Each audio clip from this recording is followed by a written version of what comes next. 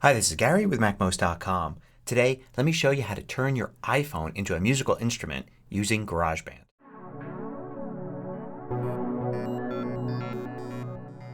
MACMOST is brought to you thanks to a great group of more than 750 supporters. Go to MACMOST.com/Patreon. There you could read more about the Patreon campaign, join us, and get exclusive content and course discounts. So one fun thing to do with your iPhone is to turn it into a musical instrument using the GarageBand app. Now the GarageBand app you could find in the App Store and it's absolutely free and it's from Apple. The only downside is it takes up a lot of space on your iPhone.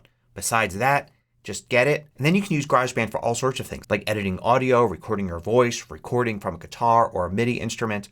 But you could also use it just to turn your iPhone's touchscreen into a musical instrument, which is fun all by itself. So if you selected tracks instead of live loops here, you'll have a series of screens that you could flip through, giving you different ways to interact with GarageBand. Now let's start by just using the default one, which is the keyboard. In the keyboard we have several different modes here, but let's start here with the second one. Going to tap that and it's going to give me an on-screen keyboard that I could play. Now this is multi-touch, so you could touch as many keys as you want at the same time. And one of the problems with this is you only have a limited number of keys. So there's not much you can play with just basically 2 octaves here. But if you tap here you could change to scrolling mode. Now when you tap and hold you could easily scroll back and forth. With a little practice you could reach all sorts of keys very easily. You could also tap again and change the pitch of the notes. Now to get back to the instrument selections, tap here. Once you're there we can try some other things with the keyboard. For instance, I could use Smart Piano, which gives me a keyboard that looks like this. I can then play chords.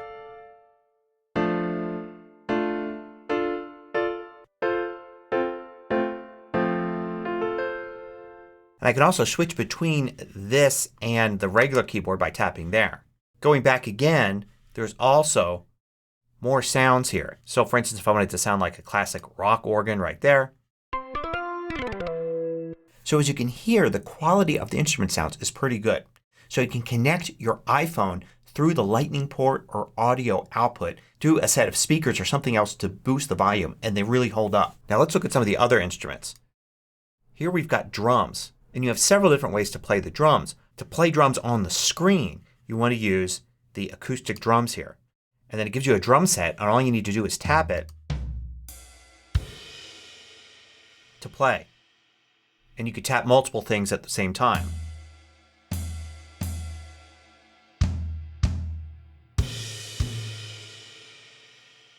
You can also use a beat sequencer to set up things on a grid.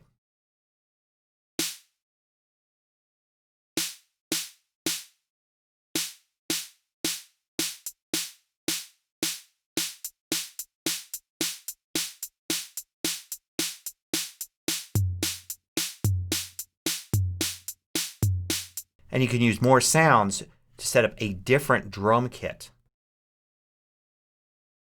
And the kit even looks different on the screen. There's even electronic sets here.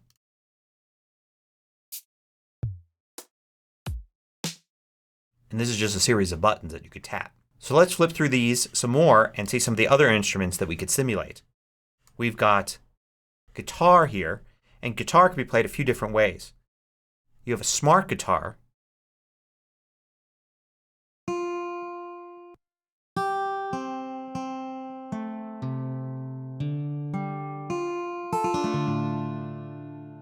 You could tap and strum. Play a whole chord by tapping at the top.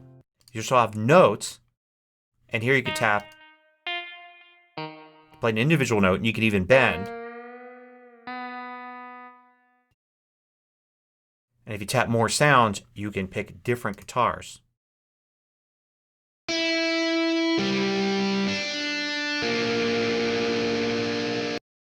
There's also a bass guitar and you could do the same smart bass or individual notes.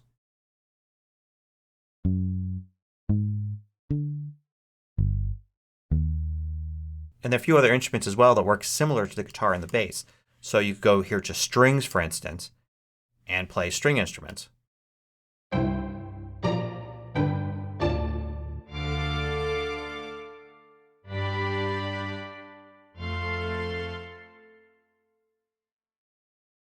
Or individual notes.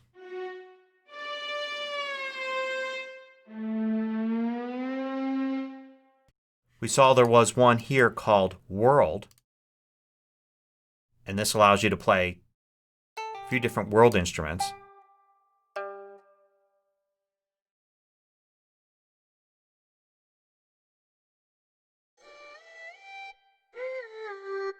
Some of these have interesting controls like these down here, so you really need to explore, and then you can tap multiple things. So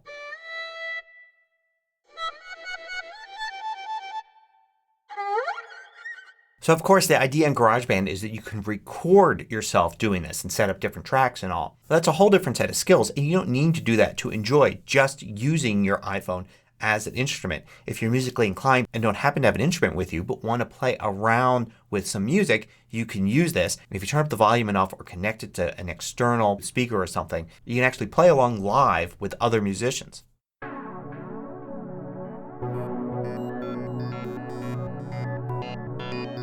I publish new tutorials every weekday. Hit the subscribe button so you don't miss out. Then hit the little bell icon to get notifications for each new tutorial.